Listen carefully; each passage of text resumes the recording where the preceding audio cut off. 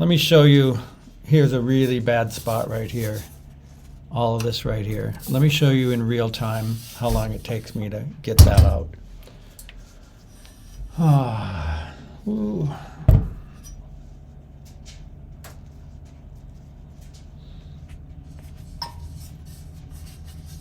At least I'm not using, Comet or Ajax.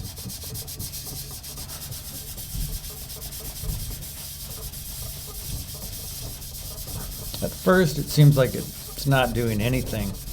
But then all of a sudden, you see the orange go away and the brass color coming back.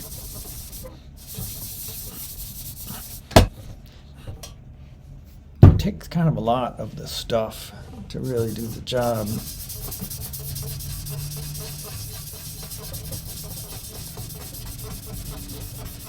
But it's cheap, which is good.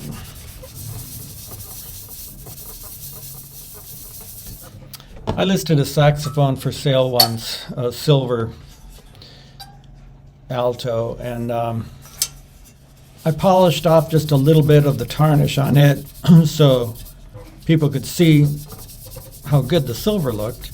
And then somebody online said, "You shouldn't have done that. You left a bunch of little scratches on there. You should have cleaned it really good first." Well, okay. I might be leaving a bunch of little scratches on this right now. But I think the little scratches are going to be less obvious than the big blotches of orange tarnish. So say what you will, all right? I'm glad I'm doing it. I never regretted it with the baritone. I regretted the lacquer, but I never regretted polishing off that orange tarnish. I always kind of preferred silver saxophones, and I think the reason is because I don't like lacquer. When lacquer starts to flake off, it looks terrible, right? And then what do you do about it? You strip the whole horn and re-lacquer it, or strip the whole horn and then let the brass tarnish? I mean, I don't know. There's no really good options. So, well, there. That section that was so orange just a minute ago is now nice and yellow. Another reason why I'm glad I'm doing this is that there's a few places here where you can see this kind of green corrosion. Right around this key, there's this like green tarnishy stuff. I don't know if that's the copper and the brass that's tarnishing. There's some more green right along here. I can even feel it. It's like raised. So with my baritone, I used sandpaper, which is a little crazy, but I think that stuff is going to be pretty hard to wipe off otherwise.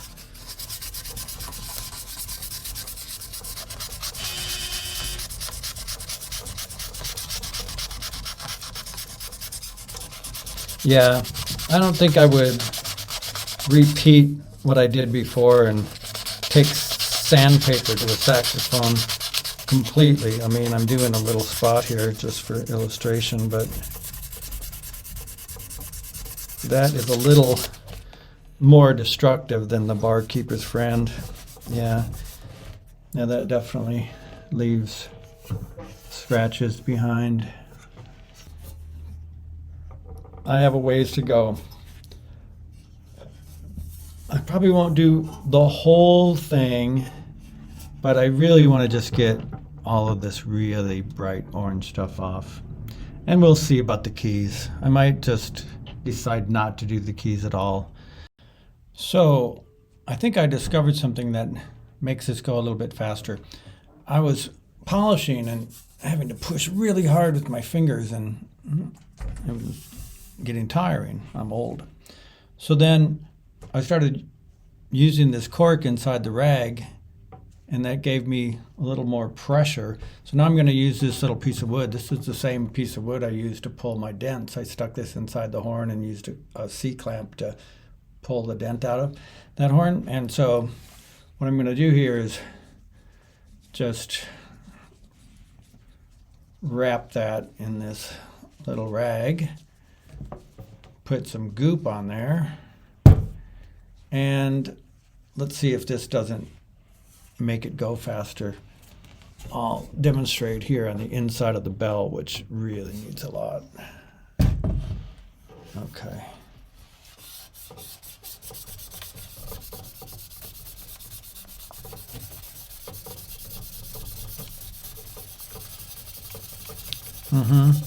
Yeah, I can just tell it just gives it a lot more pressure, because you really just have to grind that tarnish off of there.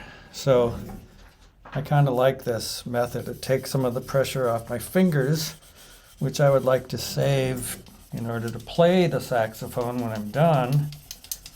Oh yeah, that's really much better. Sax hack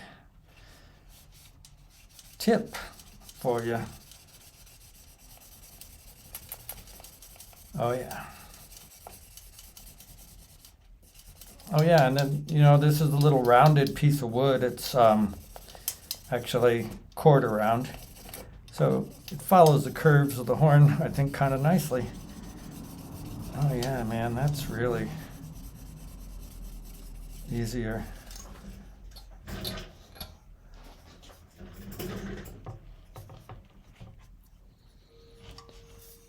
It's hard to really get a good look at it with the glare of the light, but this is all nice and yellow, and this is all still orange. Alrighty, it's going. Look at that bell now. Yeah.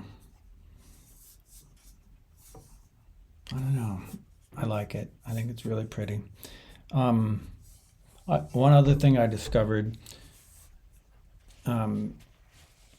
besides, look at all this stuff that is taken off. I discovered that the more goop you use, the better it cleans. Also, in places where there's just like a little bit of the old varnish left, like right here in the bell, some of that old varnish is coming off when I polish it. I don't consider that a bad thing, because the varnish is so shot, and I think it looks better in the places that don't have the varnish, so I don't mind taking it off.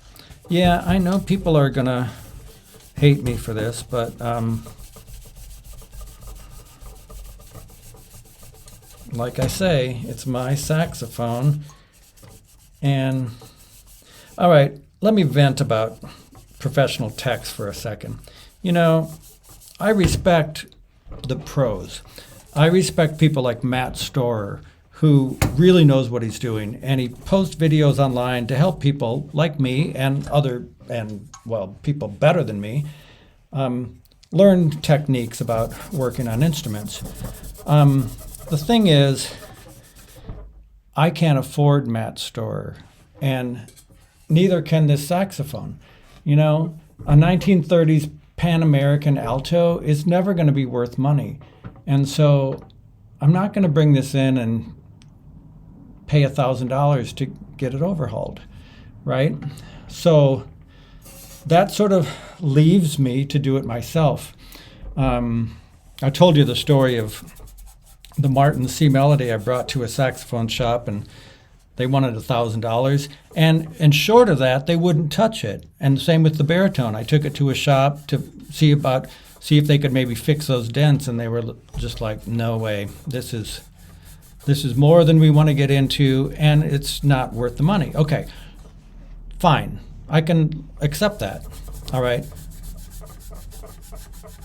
But what you shouldn't do is criticize people like me then who are trying to fix them up themselves, because otherwise they're hanging on a wall. So another thing is, certain technical jobs really are difficult. And, you know, if you ever look at Music Medic, another really great YouTube channel with helpful videos about fixing stuff, you'll see all these really specialized tools that people use for doing things like, you know, flaring the receiver or the neck tenon so that they fit together. You know, they have all kinds of different dent rods and things like that. But, you know, not everybody wants to invest all that money in tools. And it's, my point is, a lot of the stuff and everything that I'm doing to this saxophone are really easy. Anybody can do them, okay? They'll all tell you not to do them, you know, because they don't want people taking away their business, right? But like I say, they're never going to get my business, and they're never going to want to work on horns like this. You know, I've heard that from so many people on forums. Just today I read somebody, they took a saxophone into a shop and they said, oh yeah, it's a nice saxophone, but we're not going to do any work on it because it's an old horn and it's not really going to stay in shape. So they would just prefer to do nothing, right? Until somebody walks in with a Selmer Mark IV and is willing to pay a whole bunch of money or whatever, okay? Here's another story for you. I went on a saxophone forum to ask if anybody had a part that they could give me or sell to me when I was fixing up that baritone. And somebody said that they did, right? So I was really excited. They sent a picture of what they had. I sent the picture back indicating which post I thought would work for me. And then I waited for like a month.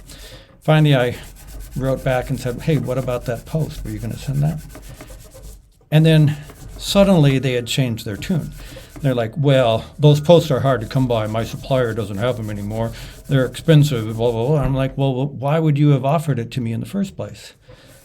And then the person said, well, I thought you were a professional tech, but you're not. Or I think they might have said, I thought you were a repair tech, but you're not. I'm not even a repair tech. And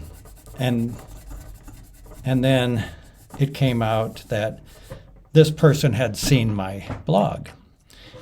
And they were like, hack means, you know, hack. And in other words, they thought I was unworthy of their post.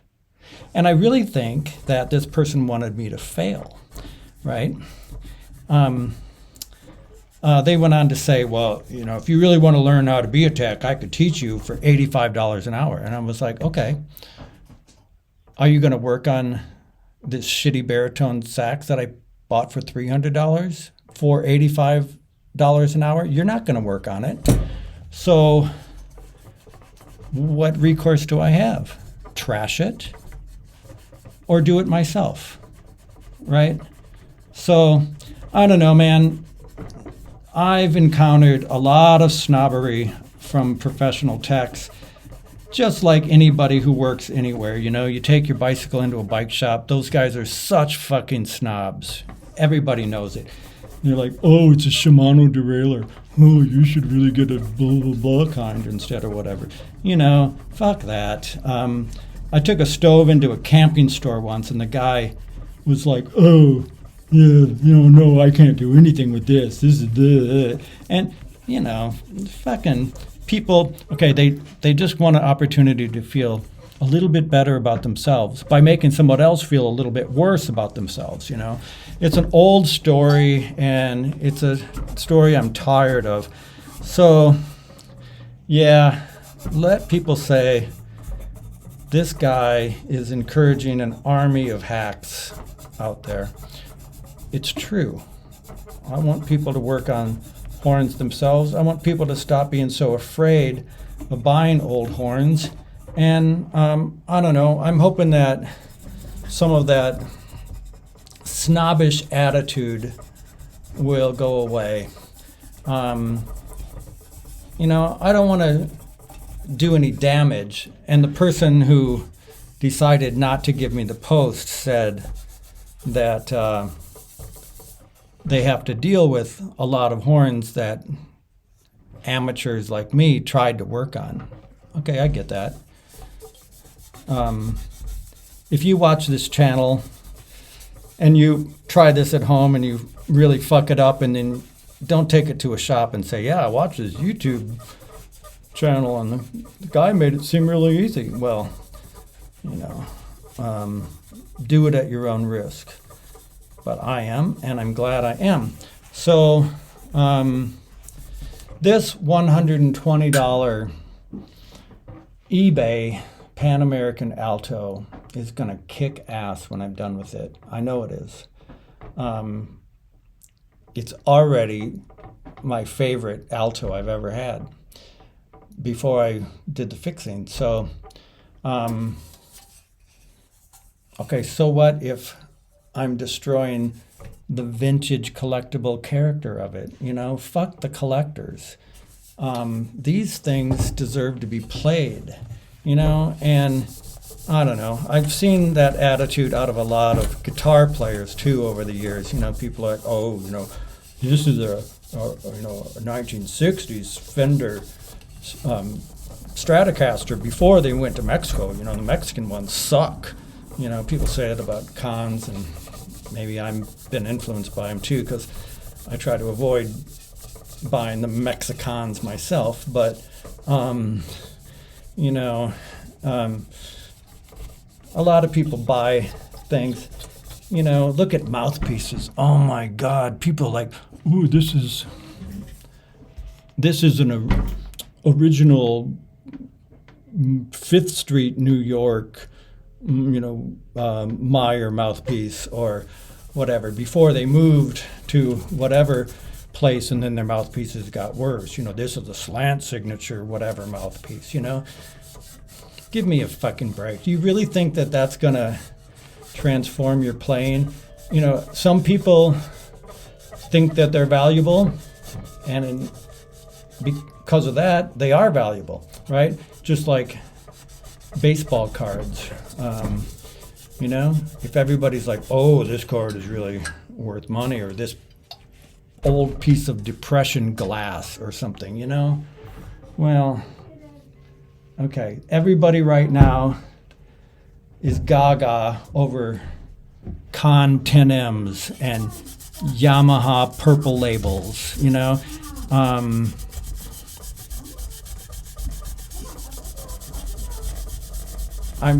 I really seriously wonder how much better a real Con 6M would play.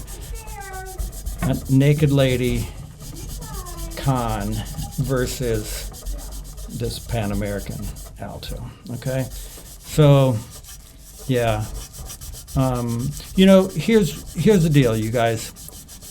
I hope this channel is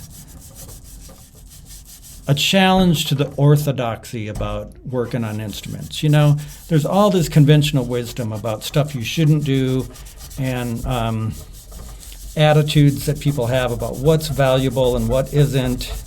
And, you know, a lot of it is nothing but fashion. So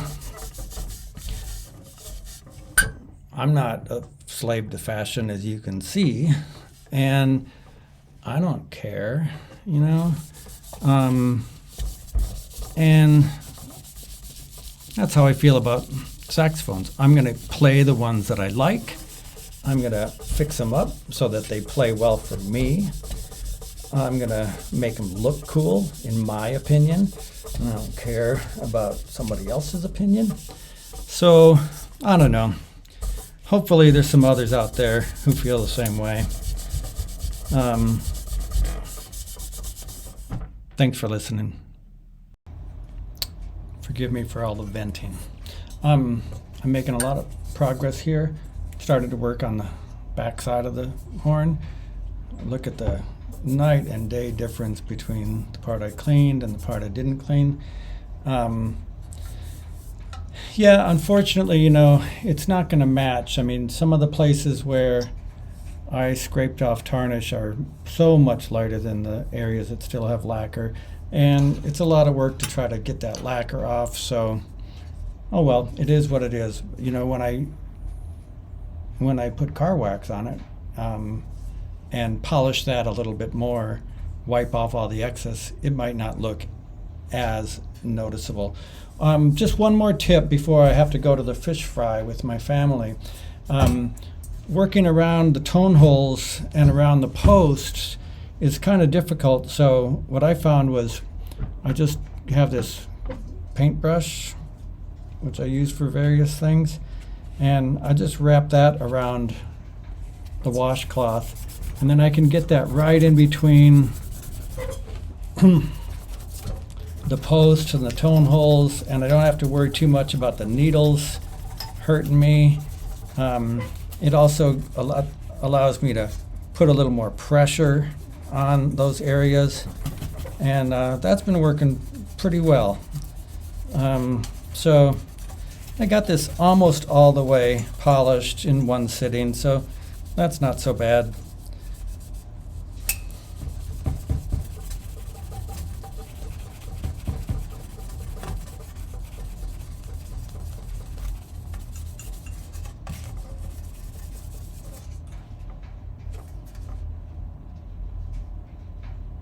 Yep, just have a ways to go, but I like it way better. I'm glad I did it, no matter what anyone else says. All right, hope you enjoyed. Thanks for watching.